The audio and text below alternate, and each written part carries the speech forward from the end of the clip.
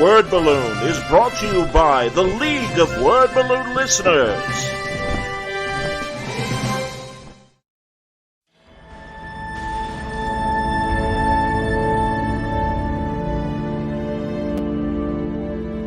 For artists that want to follow a realistic style, I don't know that you necessarily have to overthink about an influence like me or any other painter who does realism.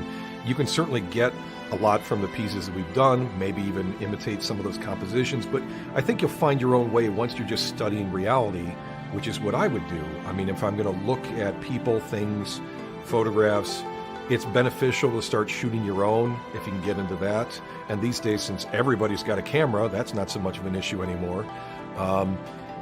Being able to study life as the basis for something is the best.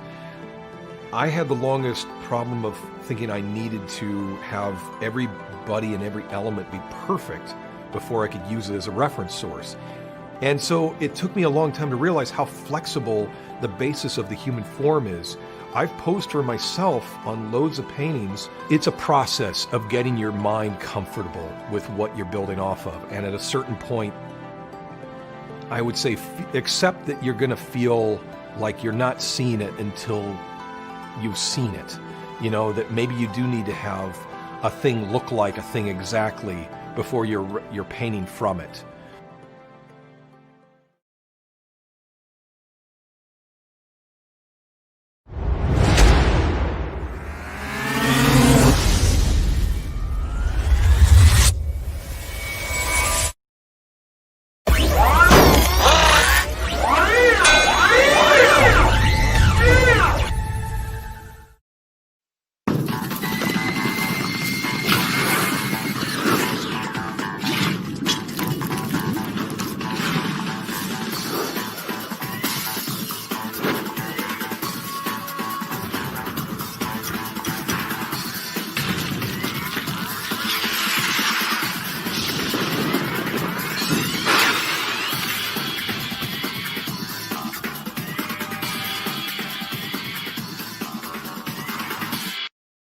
Hi, everybody. Welcome back. It's Word Balloon Live, the comic book conversation show. John Suttress here. I'm happy to welcome Stephanie Phillips back to Word Balloon. Good to see you, Steph. Yeah, thanks for having me. My pleasure. Congratulations, man. So many great announcements to close out 2020. And I'm sure it's already a busy 2020 for you, but even busier in 2021 with all these new books. Yeah, absolutely. It's definitely really exciting to have so much new stuff going into the new year. Excellent. Fantastic. A couple people already popping in and wishing us well. Thank you, Trickster Coyote. And thank you, DC Dude. Pleasure to talk to both of you guys and everybody else that's currently watching. So we've got a laundry list of books to talk about. Man. So I want to start with Heavy Metal and Taarna because that just came out last week. And I had a chance to read the book from Heavy Metal. So that's terrific. A great character.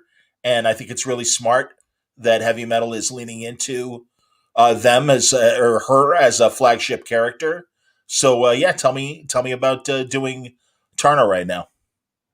That was definitely a lot of fun to kind of get to take on a character that I know so many people really love this character from the movies. And, I watched the movie definitely more as an adult. So I think maybe I had a different perspective going into it, but Heavy Metal really wanted to kind of redo the character anyways. So I think it was a good fit going with something just really cosmic, really leaning into what makes her, I think, a unique character. Because we have a lot of these characters at other companies where it's like the big leading lady with a sword, but like, how is our leading lady with a sword going to be this really distinct personality? And so for me, I really wanted to lean into a different kind of empathy than I think we've seen with other heroes that are really cosmic. Like Superman is very empathetic, but I think Taarna's is a little different because she is an entire universe, like encompassed in herself. So instead of just being able to hear people and really care about people, she's really connected. So if somebody else is hurting, Taarna is literally hurting in a way that I don't think we've seen from a lot of other giant cosmic characters. So that was a lot of fun, and getting to work with different artists on different arcs of the story as well, and seeing kind of different takes on her was super awesome. So, some threads that carry through, and getting to see different artists kind of draw some of those similar elements that initially I designed with Patrick Zurcher. That was just another really kind of exciting element to working on Taarna. So yeah, I noticed that Pat is the artist on issue one. Are there other artists as well working on issue one with him? Um, issues 1 and 2 are Patrick Zurcher, and then I'm not sure if it's been announced yet, but then issues 3 is a new artist, and then 5 and 6 will be a different artist as well. So Okay. I'm not sure it's been announced, but I think Heavy Metal will kind of make a big deal about those artists as well as they come up, and both are exceptional. And I've seen what they've been doing with Book, and it's really cool. There's definitely similar artistic threads to all of it that will tie it together. But I think, just launching a new character, we really wanted to be like, let's see a bunch of really awesome names associated with Taarna. Wow, right off the bat, Henry has a Taarna question for you. When writing her, she doesn't speak. So did you have to take a different approach writing the character? Yeah, so in our version of Taarna, like she speaks minimally, like very, very basic yes and no, kind of like very curt, take Batman's curtness and dial it back like by 1,000,000, and you've kind of got what Taarna is saying. So a couple of different things we did. My big thing is I wanted to give her somebody that's kind of interpreting Taarna's world more from our perspective. So if we're talking about a character that is a living embodiment of a universe, I think that's really hard for a non-universe to like wrap our brains around. So we gave her a character who's kind of going to be her partner in issues 2 forward. This person will kind of help be our eyes and ears in Taarna's adventure. So this is somebody who does have a stake in the game, not just a complete detached person. Their actions will definitely lead to a lot of reaction from Taarna as well, but allowing them to grow close, and also giving Taarna kind of a unique experience with having, Taarna is literally carrying a universe on her back, but she's about to get somebody that cares about her. Like Taarna cares about millions and millions of planets and people, but now we have one person that's about to come in and care about Taarna, which is a very individual kind of that Taarna hasn't had before. So I was really excited to grow that relationship between those two characters. A little bit of narration from kind of a slightly higher up figure that watched the birth of Taarna and what she is, that can help a little bit more with mythology and lore. If you're a new reader to the Taarna kind of universe, you will still kind of have some of those introductory elements as well. So you don't have to go watch the movie if you haven't seen it. Understood. No, and it was great reading that first issue that you and Pat did. It's been a while since I've seen the Heavy Metal movie. I again, showing my age, I was a teenager when that movie came out, so pretty scary. And we're like, wow, racy R-rated movie, man. But that movie hits a lot different. If you like, I rewatched it right when I got the Taarna King, and definitely rewatching that as an adult is a different experience. Recommended experience, but different experience. No, it's truly a great character, and honestly, I'm kind of relieved that this is an R-rated comic, because I think it kind of needs to be to. There's just and it's interesting. We just recently lost Richard Corbin a couple weeks ago, and another great heavy metal creator. And there's something visceral about the heavy metal comics, the magazine, and I think that's great that will still translate into these monthlies that heavy metal is currently doing. Yeah, absolutely. I agree. We wanted there to be blood, gore, everything about Taarna that we could possibly explore. Just, when the gore does happen, I think one of the differences, we're not dealing with a character that's like a barbarian. She kills when she has to. If there's something that needs defending, if she's left with no other option, and if she does take a life, she's going to feel the life that she just took, which I think is a really unique aspect to our character. But absolutely, I agree with you. Getting to keep that kind of R-rated element throughout was a pretty cool writing experience. And like you said, she is different from like a Red Sonja with a sword, because there's also this warrior god element. And I loved that, and how you wrote it in that first issue, that the people of the planet that she went to protect really do keep their distance and are in awe of her as this like interplanetary god. Yeah, and we wanted her to kind of have kind of an agenda where, like, I think we see a lot of heroes that will deal with these really personal issues because they're dealing with one planet. Now we're dealing with somebody that has thousands of planets that they are the caretaker of. So the kinds of issues we're looking at are, like we see in issue 1, a sun is about to explode. So dealing with that is very different than, when she comes to the planet and people are like, okay, but what about food? What about, my aunt is sick? And it's like, well, Taarna can't deal with those. She has to go save a bunch of other planets and suns and monsters. And so like the hierarchy of issues is just, I think, really different. Though one of the cool things about the heavy metal universe, which, we'll see definitely more coming up, especially in 2021, there are other characters in this universe, I think, that'll start kind of taking on some of the smaller issues. So that's going to be, I think, a really cool way that the whole universe is going to start piecing together that heavy metal's building. Down the line, will you cross over with some of these characters? We think so. So, I mean, we haven't gotten too far, but, there's definitely been talk about things that we want to spin out of the Taarna series that we're working on.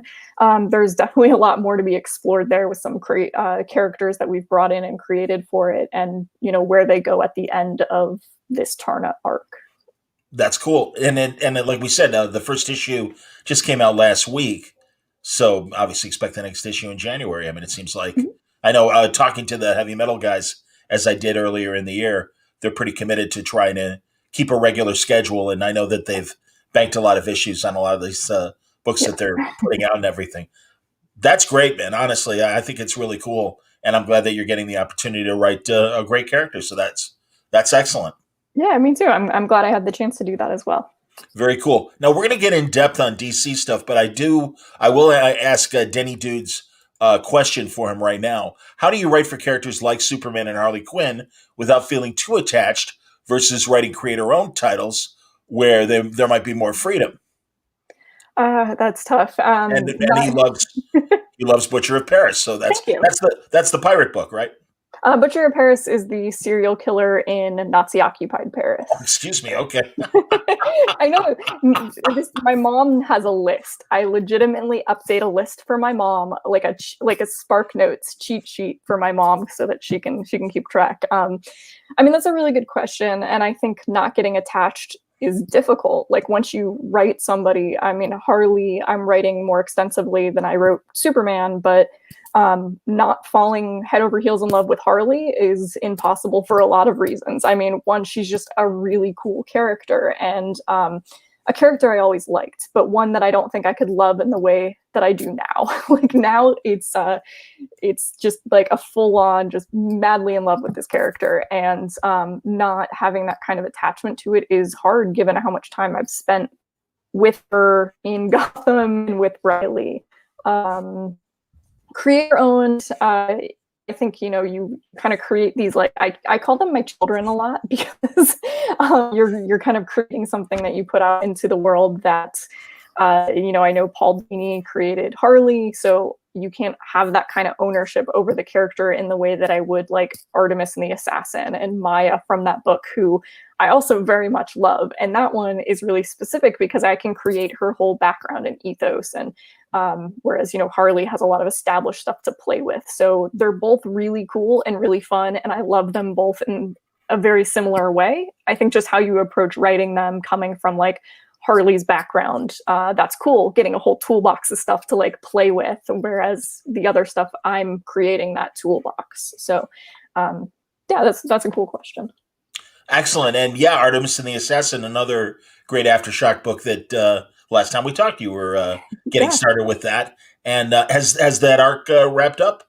Yes, it has. I think the trade comes out in January. Excellent. Excellent. Here, we're going to stick with Aftershock and remind everyone that Aftershock is a proud sponsor of Word Balloon.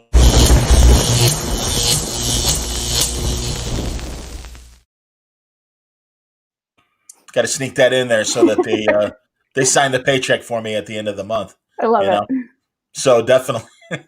So, and among your Aftershock projects, you're doing Red Atlantis, really fun spy story. Well done. Really, Steve at Aftershock sent me the first 3 issues. Really enjoying it.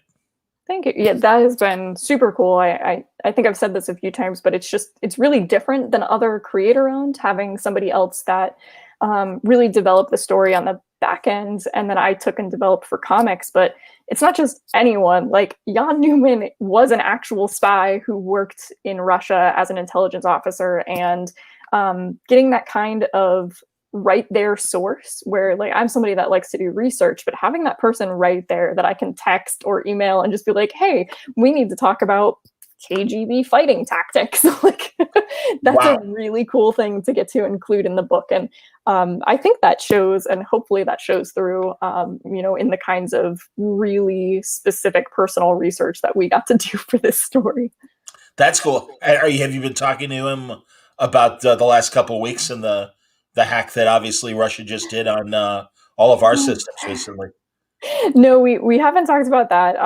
Most of our conversations lately have definitely been more just about the book and things like that. But Sure. he's a lot of fun. I talk to him a lot, and I know he still does intelligence work.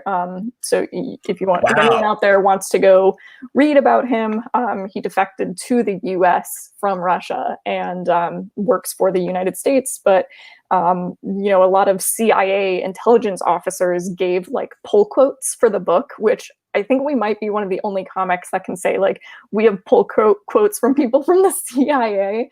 But apparently there was something going around about, like, some Russian officers were then like, why is the CIA paying so much attention to a comic book? And I was like, I'm so thrilled right now. Like, if I'm on some list somewhere, if I can work for the CIA, like, I'll put codes in comics. You got it. Like, I'm here. I'm ready. we gotta put you in touch with Tom King and see what he can do. Exactly. Maybe this is a plot. Like, I keep saying if I worked for the CIA, I'd be great, because nobody would believe me, because I'd walk around being like, I work for the CIA, and people would be like, yeah, okay, shut up. So, but maybe this is a secret, like, Tom King and I are just putting little codes in comics or something. So I love that. Good Lord, that's very 3 Days of the Condor. I like that a lot. Right. That's excellent. One of my favorite movies, man. Jesus. That's hilarious. That's really cool. And then you've got a new Aftershock book that just got announced. Yeah, Nuclear Family with Tony Shastine on art. Wow. I love Tony's art. Great artist. I do too. I'm very excited about that. I've wanted to work with Tony for such a long time, and I went to Tony and I was like, hey, I'm doing this book. Do you want to draw it? And I was really thrilled that he wanted to do it with us. So the book follows initially a short story that Philip K. Dick wrote, but the short story is only a few pages long. So we kind of developed a world around the short story, which is called Breakfast at Twilight. And it is about a family when bombs go off during the Cold War. They're kind of propelled into an alternate future reality. And so we developed what that future reality would look like. And that has been a lot of fun. And I definitely owe Tony a lot of beers for the things that I've made him draw in this book, but it is gorgeous. And definitely I think it's one of my favorite things that I've worked on, and especially getting to work with Tony and just really collaborate on that. Limited series, ongoing? Limited. It's 5 issues. Okay. And does it start in March? When does it start? February. Oh, okay, great. Yeah, so February will be issue 1. That's great to hear. No, that's wonderful. And remind me of your pirate book again. A Man Among You with Top Cow and Image. Yeah. So, and where are you in that story? Issue 4, I think, comes out January. I want to say 13th. I could be getting that wrong. And then the trade is either late January or early February. I'm not sure. I've seen all the files, and I do a bad job of keeping track of when those files then are going out to the public. But yeah, so that's kind of where we're at on that story. And yeah, I've been working with Craig Cermak on that for quite a while. Craig's awesome. He's a Chicago guy. Yeah, exactly. Yep. I'm a big fan. And shame on me. Much like Tony, I haven't had Craig on the show yet. So, boy, I'm glad. I've always enjoyed his stuff. Yeah. So that's excellent that he's drawing for you. Or drawing with you, I should say. Mm-hmm. So that's terrific. DC Dude is another fan of Butcher of Paris, which is awesome. Thank you. And then he asks, he's jumping the gun a bit, but he's curious how you came to work with Riley Rossmo for the upcoming Harley Quinn. Did the short story with Wildcat, one of my favorites of your stories, Thank you. Have anything to do with that? Yeah, that was from the Valentine anthology from last year. Right. This year or last year, Steph? Oh, that's a great question. Yeah, that's all right. No math. I think it was this year, which Okay, is there you go. crazy because that feels like it was 10 years ago. I know. Um, I know. but I was thinking about that the other day, and I was like, if that was this year, that is, we've had 10 years all happen in 1 year. So Good Lord. I believe it was February that came out. Yeah. Yeah, I think we all have the gray hair to prove it. Absolutely. Yes. Steph, I forget because really I loved that Wildcat story in particular, and we'll talk about Harley Quinn. Right. But I forget. Are you a boxing fan or no? Yeah, I was a Muay Thai fighter for a long time. So That's that's right. right. That story was really I mean, I think that's really how I came to be at DC. Like they wanted somebody to write a Wildcat story. And I had been talking to some editors and some artists at DC, and they were like, well, there's this person over here that's crazy and likes to get punched in the face. Does she have enough brain cells left to write a Wildcat story? So I was like, oh, that would be like, I love Ted Grant, and I absolutely love getting to write, especially like this like weird retirement phase of boxing and fighting, because that's kind of where I'm at. Like, there's a very, very short shelf life for fighters. And I think Ted is kind of interesting because he has extended that more than anyone. Like, I get that it's, comics, but that's definitely an aspect to Ted's character, is this like, will he, won't he retire? And what does retirement mean? So yeah, that's the story that I think that's the first thing that I pitched to DC, and I'd given them some other ideas, but they were already really set on that idea. And then Riley came on board, and Riley and I just gelled from the beginning. We started talking immediately and didn't stop talking for however long it was. I knew, I got the call to Harley, and I knew that Riley. I've seen some of his Harleys that he's drawn, and it's incredible. I knew he wanted to draw more Harley, and it was, perfect match, perfect timing, perfect artist to work with, and the entire series on Harley, everything he's done so far is incredible. Django says it's crazy how Harley started off as a one-off henchman, and it's so cool how popular she became. Absolutely, my God, kind of like Deadpool. Really, one of these amazing like household names now that you wouldn't have thought 30 years ago when they were introduced that would have happened. And yeah, so your Harley book is. Are you starting with a future state Harley and then going on to the regular series? Is that the plan? Yep, So exactly. all right, so contextually, then let's start with the future state. Without spoiling, where is a future Harley Quinn? What is her mental makeup as an older version of Harley? Right. So Harley is in future state, I think, really caught between the two kind of two sides of Gotham, the good and bad. And that's part of the reason she gets into a bit of a mess in future state. This figure, the magistrate, who's really swooped into Gotham and brought his special force with him. They're after any masked figure, good or bad, doesn't matter. If you've worn a mask or a cape, you're now on the radar. Harley becomes a bit of an asset in almost a Hannibal Lecter kind of way. Like Harley knows the ins and outs of both sides of this coin.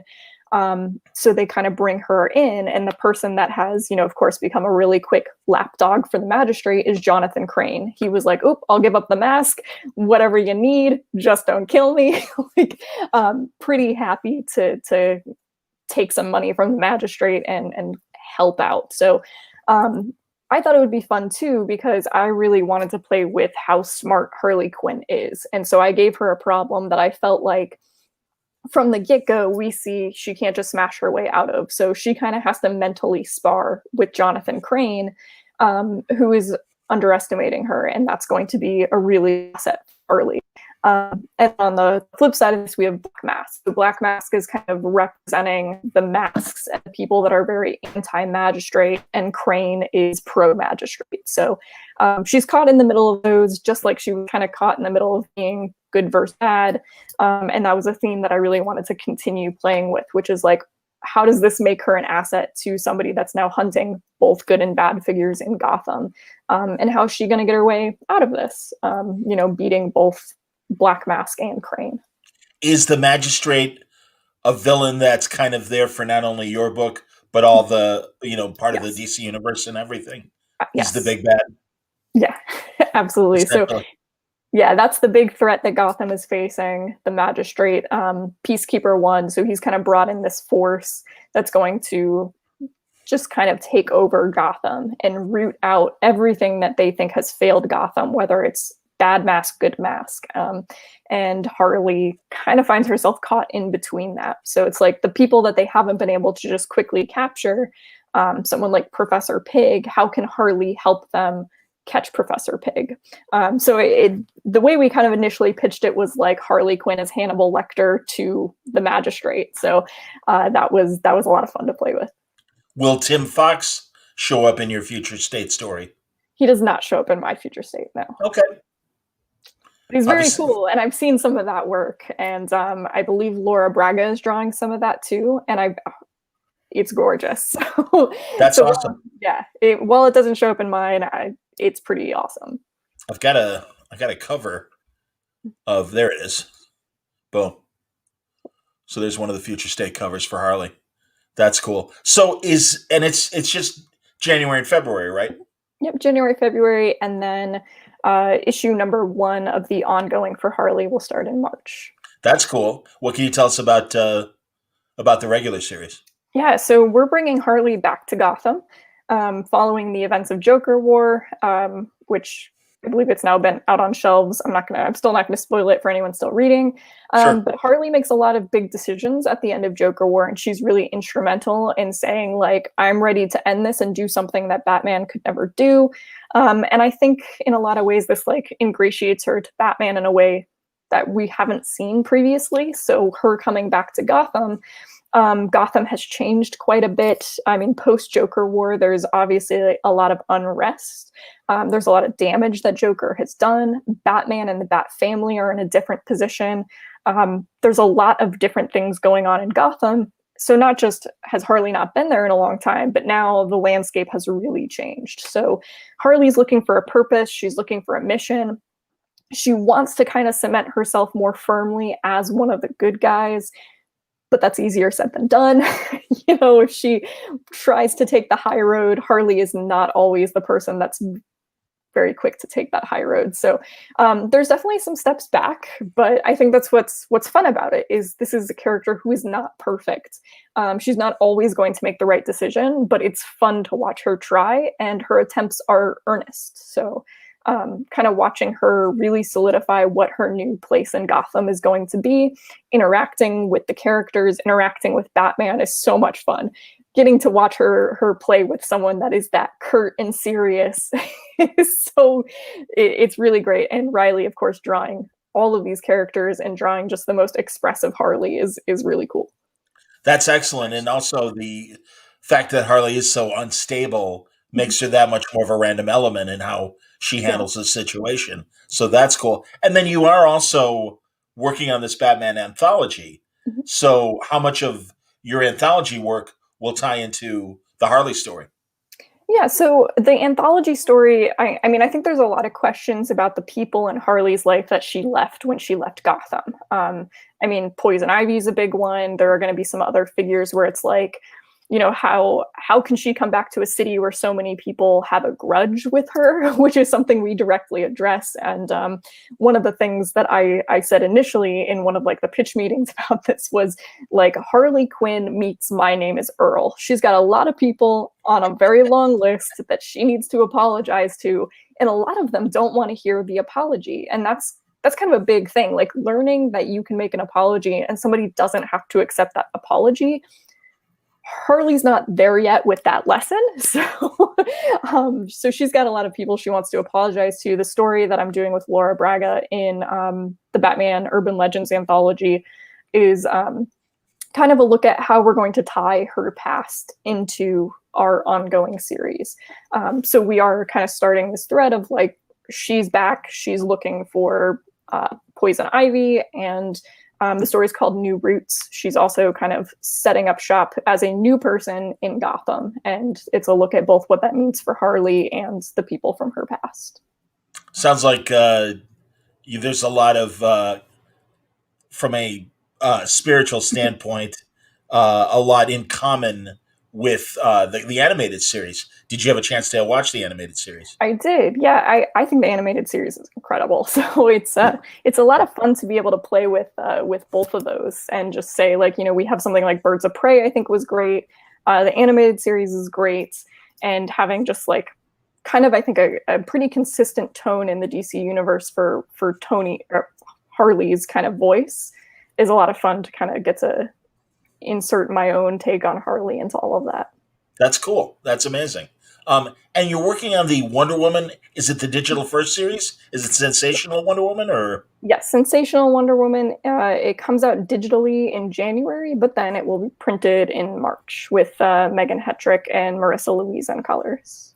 That's cool. What can you tell us about your Wonder Woman story? It's so we really wanted to go with, because we're celebrating an 80th anniversary for Wonder Woman, and with the movie coming out, we really wanted to tell a very classic Wonder Woman story. Just who is Wonder Woman? So we kind of came up with a story where we strip Wonder Woman of anything recognizable. Like, there might be some recognizable colors, but we throw the audience into a situation that even Diana, as we know her, is confused about, and she has to kind of work her way out of this kind of mental prison of like, who am I? And get back to remembering who she is and what she stands for. And I think Megan just brought that to life beautifully. So that was a lot of fun. And I think we've showed off some of the preview pages. Hawkgirl is going to make an appearance in it, which I was super excited about. I was like, yes, we get to bring in Hawkgirl. And then I was also just really excited to make Megan draw Hawkgirl. So it was just a lot of cool stuff that kind of lined up for that story. Oh my God, I'm going to have to line up you and Susan Eisenberg and maybe Maria from Justice League, and have you guys do what we did with Baltimore with Kingdom Come, where we had a little voiceover theater where they acted out a comic. They did Kingdom. So cool. Yeah, it was George Newbern, Superman, with Susan doing all the Clark and Diana scenes. But that would be great, and I'm really glad to hear that, because I love Shreya, or is it Shreya or is it Kendra? Yeah, we went Shreya. Atta girl, very cool. Hey, you never know. But yeah, are there like Lady Blackhawk kind of further down the list of DC women that you would like to throw into some of your books? That's a great question. I mean, Hawkgirl was definitely top of that list for me. So I was really excited. I'm a big fan of anyone that wields a mace into battle. Just, good for them. Good for you. I know. So, of course, I was very quickly like, I can't wait to do a fight scene with this mace. That was that was very exciting. Yeah, I have a love for Raven. Cool. Which is I just think, like, some of the early animated shows, whenever Raven showed up, and I just like anyone with a bad attitude, like just a kind of like her kind of sparring with Beast Boy is always fun. I think she's a really cool character, so I enjoy reading her quite a bit. Oh, Bunyan Snipe wants to know if Big Barda is going to show up in any of your stuff. Another great character, absolutely. Oh, it is. And occasionally wields a mace as well. So I know. I'm gonna get. I know that the X-Men line is doing something with swords. We're just gonna have a whole DC line of maces. It's just gonna be DC mace. I'm ready when they are. It's gonna be great. That's fantastic. That's hilarious. I like it. At some point, I will promise you. At some point, I will try to give Harley a mace just for fun. That's terrific. Big Barda, or Harley being street level Gotham can have the spray of mace. To kind of, so it's mace, but it's not mace. So. Yes, I love it. This is great. Always here to help, Steph. Thank you. That's all right. So Big Barda is not in the story we wrote, but absolutely, I love Big Barda. If there is a chance to bring her into anything, I would jump at that. Absolutely. And I know there's some early stuff that in Sam Humphrey's run, he did some stuff, with Harley kind of visiting other areas. And so that's something that's, definitely like, how can Harley interact with other characters as well? So, these are always questions I'm asking, because I think one of the best elements of writing Harley is making her act and react with other characters in Gotham, because she's just such a wild card that it's like, what unusual character can I throw Harley's way and just have her react in a way to this person that no one else has, which I think is a lot of fun for us to play with. So, and again, the title for the Batman anthology is Urban Legends? Exactly. Okay. And are you telling a Batman proper story, or is it another Bat family character within the anthology? That story is a Harley and Ivy story. Oh, okay. Yeah, okay. Yeah. So that one will tie in directly. So it comes out in March. Laura Braga is doing that one, and it ties in pretty immediately to our issue 1 Harley Quinn with Riley. I see. Okay. Now, a lot of people are asking questions, and I will go back. I'm scrolling around here to start asking some of these. Let's see here. Cam Suss, and you've kind of addressed this, but if there's more to say, what will the tone of your Harley series take? What sort of balance will there be between the comedic aspects and her new hero direction that was outlined in her speech in Batman 105? Yeah, that's a great question. So we're definitely wanting to keep a lot of the comedic elements. I'm a huge fan of Jimmy and Amanda, and not bringing in, I think they're absolutely hysterical. So I'm very excited to bring in the colorful Harley that we've seen from, Sam Humphries, Jimmy, Amanda, Paul Dini. I want that to exist. This is still the same character. I think this character has just been through different things. At some point, when a character gets older, there's a lot more in their past. And we're also dealing with someone that just, tried to take a very permanent stand against Joker, dealing with punchlines, slitting her throat. This kind of homecoming to Gotham has not been a very positive one yet. So dealing with all those elements, and I know I said this recently, but I think the funniest people are sometimes the saddest. And that's the corner that I want to live on with Harley, is literally between sad and funny. And what lives in that spot, I think it's Harley Quinn. But I firmly believe that Harley is one of the smartest people in any room, but she's not going to let you know about it, because that's one of her best weapons. If you think that this person with the tattoos and the hair and the white skin, if you think this person is dumb, that's just more ammo for her to use later. And, I think she's definitely got the degrees to back this up. And I want to really bring that to the forefront. How is she going to solve a problem in a way Batman never could? Very cool. Greg McKeon wants to know, what makes Black Mask an interesting character? What makes him stand out in the back rogue gallery? Why use him rather than any other Gotham crime boss? Yeah, I think he's an opportunist, and I had a lot of fun. So one of the things I wanted to do with Roman in Future State was try to give him a way to make a stand against the magistrate in a way that maybe seems like he's doing something positive, but of course he's really skewing it. So, I'll give you an example. The Black mask that he wears, I have him mass manufacturing this mask and passing it out.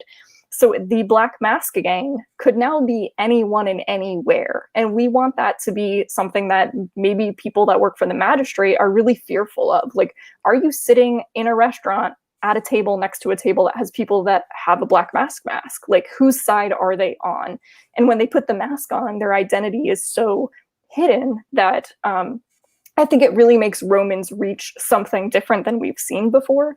It's a little less physical, and it's a little bit more psychological, which is, again, something I really wanted to bring into Future State, which was this kind of psychological warfare. We have, psychiatrist, psychologist, and then Roman with this kind of new take on how to beat the magistrate, which, Roman still doesn't like Harley, and all of them at the end of the day for her are villains. But it's a lot of fun to see her kind of navigate that. That's cool. It's funny. We were talking about Big Barda, and Henry wanted to know if you'd like to work on the Female Furies. I was thinking about that great miniseries that Cecil did in the last couple of years. It blew me away, and I think there's great opportunity now to tell a lot of stories about a lot of female heroes and villains of the DCU. Yeah, absolutely. And I like those characters a lot, so I think that would be really cool. at some point, or crossover with other characters. Definitely, I think there's a lot of opportunity to explore the female Furies. That's awesome. God, we're only a couple days away from the movie Wonder Woman 84. Oh, I'm so excited. I know we're going to watch that as soon as it comes out. I've got my whole family ready. I made them watch Birds of Prey as soon as I got here too, because I'm trying to do a little educating, like, this is Harley Quinn, which is always it's always fun because I think my mom has a couple buzzwords, and so like we're watching it, and every new character that walks on the screen, is that Poison Ivy? Is that Poison Ivy? She's not in this movie. That's great. But it's a lot of fun. Or for a while she would mix up like Taarna and a DC character, or like, it's a lot to keep track of for somebody that's not in comics. And I think at some point she was like, so what are Harley Quinn and Taarna doing together? And I was like, it's a great question. They're not hanging out right now. Not currently, but maybe one day, Mom. You're going to have to talk to Heavy Metal about this potential crossover. Taarna and Big Barda. That'd be great. That would be super cool. That's hilarious. No, I understand what you mean. And it's, I know with the CW shows, when I was still, when I had a regular corporate radio job, a lot of my coworkers would be like, okay, explain Reverse Flash to me. Yeah. I'm like, oh, gladly. Sit down. This might take a while. But so that's terrific. And I'm, obviously proud mother wants to get into what you're doing. So that's really great. I mean, no, mom's a cool mom. She wins. Nice going. That's excellent. That's really, really cool. No, I'm psyched too. I mean, my God, it's going to be a really interesting year. All these movies that are coming out, to watch them now and watch them streaming. It's a shame that we won't be able to see them on the big screen right away. But I'm also very happy to have the opportunity to see them, and I'm glad they're not going to be sitting on a shelf either. Yes, I agree. Let's see here. Trying to find some other stuff. Did you watch? It always has to go back to boxing with me for a second. Did you watch any of the fights this last weekend? I saw some recaps, but no, I didn't. I didn't watch them live. Okay. But yeah, it looked like there were some good fights on that card. Canelo he's amazing. He really is. And I'll be honest, maybe I took for granted his opponent, but I mean, just the way Canelo just chopped him up, it was really impressive to see, because when a good little man can beat a good big man, that is pretty amazing. And also Triple G looked good. Everyone's always worried that he might be, finally turning the corner and get too old. But it seemed to me that he looked razor sharp. How about the Tyson-Roy Jones fight? Did you watch it? I did not watch that. No. I'm very behind. Like, I'm behind on so many things. Like, I feel like once quarantine hit, like I lost track of every sport that I watch for some reason. Like, I tuned back in when the Lightning won the cup, because I'm from Tampa and I got excited. But usually I'm way more active about like watching a season and watching for trades or whatever. Or I usually pay way more attention to what's going on with MMA. And I just like tuned out the world. It's like, because I wasn't going outside, the world just didn't exist or something. I don't know. No, I don't have a great explanation. No, I understand. Has he retired, or is Tony Esposito still with the Lightning? Front office. Not retired, but did he go somewhere else? Maybe he did. Maybe he did. Maybe. No, I'm thinking of Yzerman, because I think Yzerman went back to Detroit, but Esposito might still be there. Okay, because he was a Blackhawk in his playing days, so that's that's my city. So, and I'll admit I don't follow the day-to-day hockey stuff. My good friend Judd Surratt is the radio voice of the Boston Bruins. Oh, very cool. So I always like to point that out to my friends that are into hockey, and it's like, I don't care, but I'm very proud of my buddy that's like kicking ass in hockey. So he's a good. Awesome. Yeah, he's a good guy. Yeah, in fact, I want him on Word Balloon, and him and my friend that covers the Cubs day to day, and just talk about how COVID has affected their jobs and just the differences they're going through and everything. So I do want to point out, if I may, I'm going to take a moment and point out that next Wednesday we're going to have a drink and draw here on Word Balloon Live to help support Hero Initiative, and we got a lot of great artists lined up. We've got Walt Simonson and Phil Hester and Gabe Hardman and Jamal Igle and geez, trying to go through my list. Jules Rivera, who I'm really excited to talk to. Jules has just taken over the Mark Trail comic strip, and looking forward to talking to her. So it's going to be fun, and it's all going to start next Wednesday, December 30th, and you can watch live. And man, it's already sold out. That's how quickly people grabbed all the tickets to get sketches and stuff. But it's going to be a great hangout, so I'm looking forward to that. Henry lets us know that Yzerman is indeed back in Detroit. So Good thank for you very Detroit, bad for us. much. Yeah, what are you going to do? Absolutely. Ramsey, you've written a bunch of great high concept books outside of DC, indeed. How is the adjustment to monthly books and characters that carry a lot of responsibility? Yeah, I mean, talk about that because not only from an editorial standpoint, but I imagine there's got to be some sort of bad conferences between all the writers and stuff and make sure that nobody's stepping on everybody's toes and the like. Yeah, absolutely. I like the name Bat Conference. I think we should call it that from now on. But yeah, we do communicate, and that's I think line wide for Gotham. One of the things that's going to be really interesting is in 2021. Like I know what's going on in all the other books. They know what we're doing in Harley. There's a lot of talk about interaction between them. There is making sure like okay, we know what's happening. Issue 6 of this book and this is how it's going to impact the rest of the line. Like they are going to be it's going to be a very solidified Gotham unit, and I think that makes it really exciting. It's definitely a lot of work in a different way than the creator owned, like Ramsey was asking about. Like, I don't have 10 other books to keep track of and what's going on, but I think that's also super cool.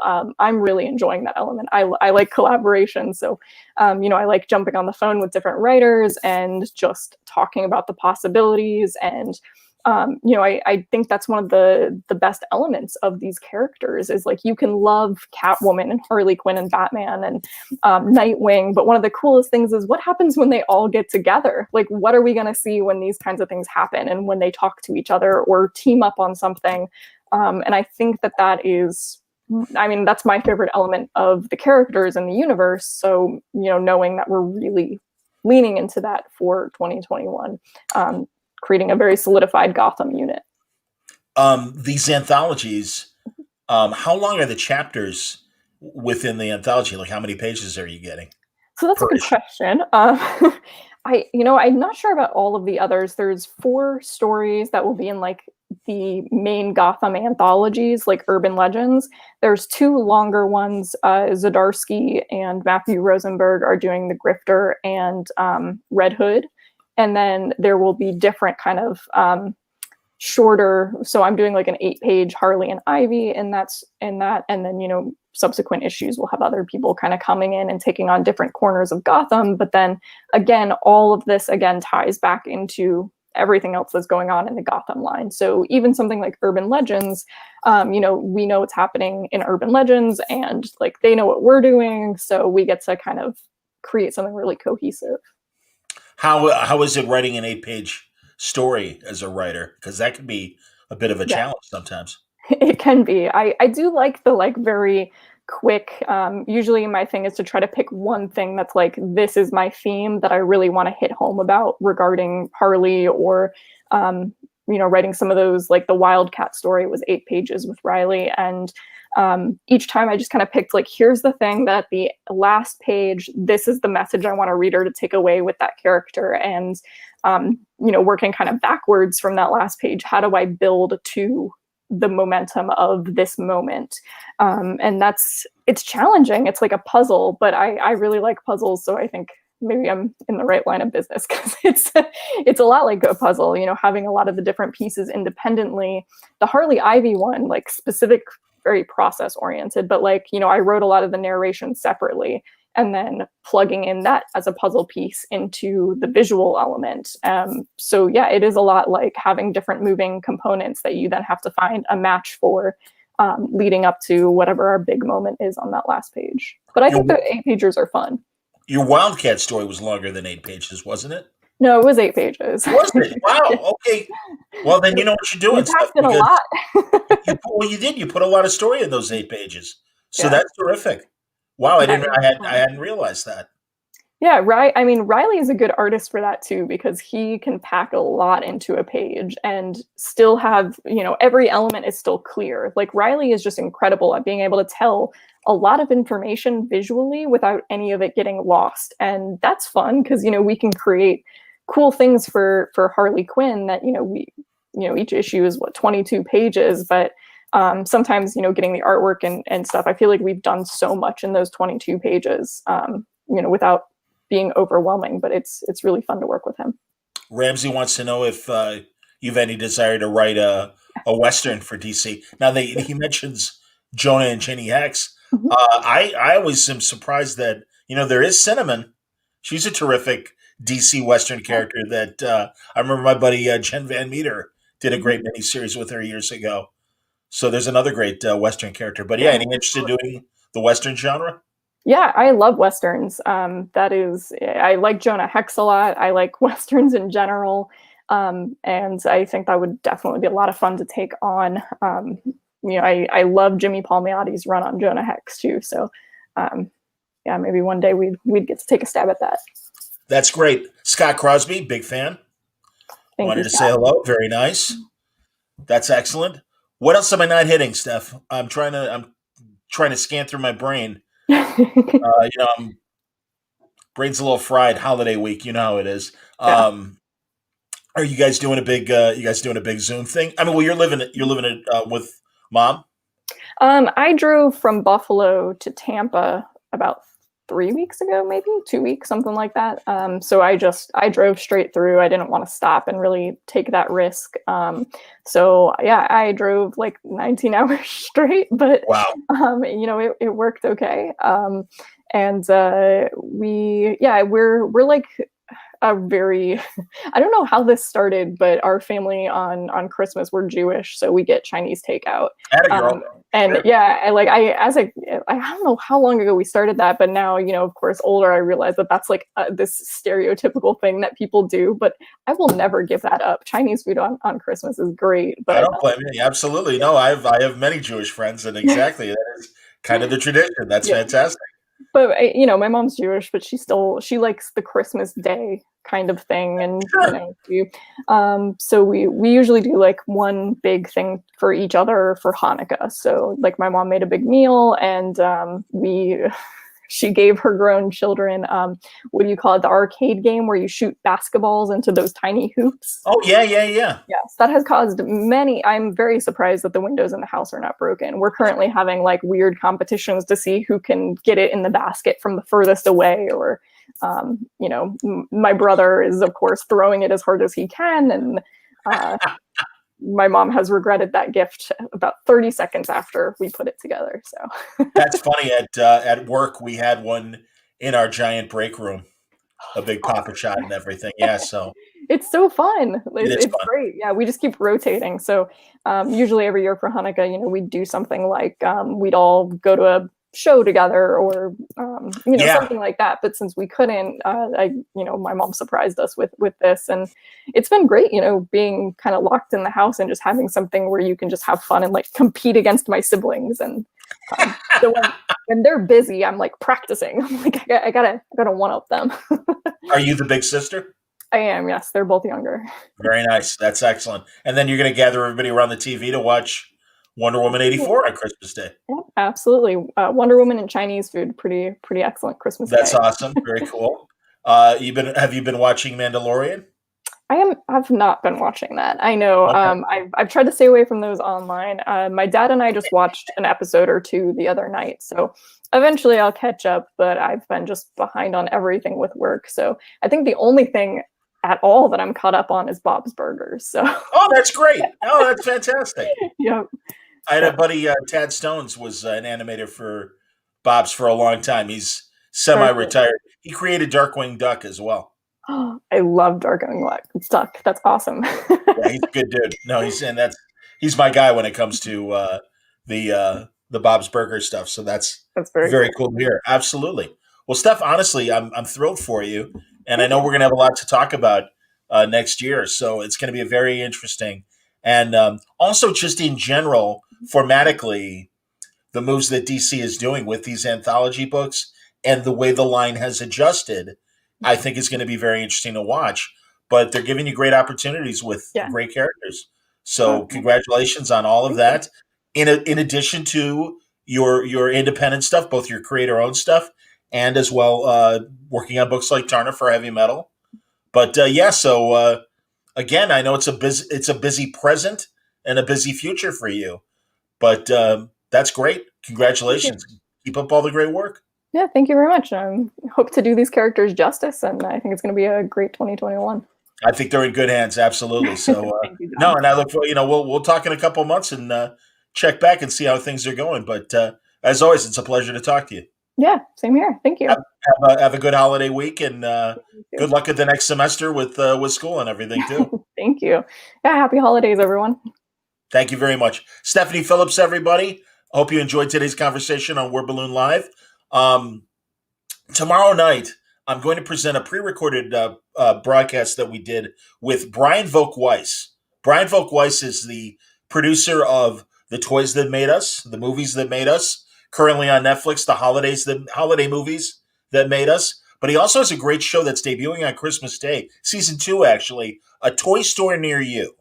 And it's a great show that looks at local businesses that are toy stores, obviously. It's great to see these different stores. He gave me a great look at season 2. It's amazing. And it's very funny. And if you love Toys That Made Us and his other great documentary shows, you're going to love this show. It's on Amazon Prime and YouTube. And season 1 is already up on YouTube and Amazon Prime. But season 2 also debuts on Christmas Day. So we'll be talking to Brian Volk-Weiss about all of that. He also has a great stand-up background. His company, Comedy Dynamics, produces so many great stand-up specials for people like Jim Gaffigan and Kevin Hart. He really has the elite as far as his stand-up people. And he just made an incredible documentary that's on Amazon Prime about Bill Hicks. Bill Hicks was kind of the Lenny Bruce of the 90s. Died young, died in the mid-90s, and was just an amazing dying too young stand-up comic who today would be having a field day with the misinformation and the craziness that is going on in today's society. He was very much ahead of his time in that regard. So it's a really great conversation that I'll be presenting tomorrow night on Word Balloon. I hope you'll be on and join us for that. It's going to be great. Until then, thanks for watching. Stay safe, stay happy, stay healthy.